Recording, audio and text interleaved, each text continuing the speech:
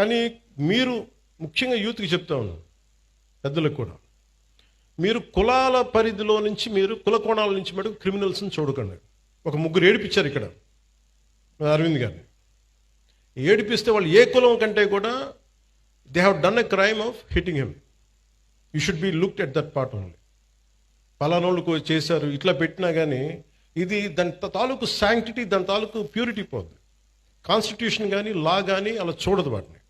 అందుకని ఇలాంటి అంటే మిమ్మల్ని అందరినీ ఎదురుగా పెట్టుకొని మన నేతలందరికీ కూడా చెప్తున్నాను, మీ భావం తెలియజేస్తున్నాను.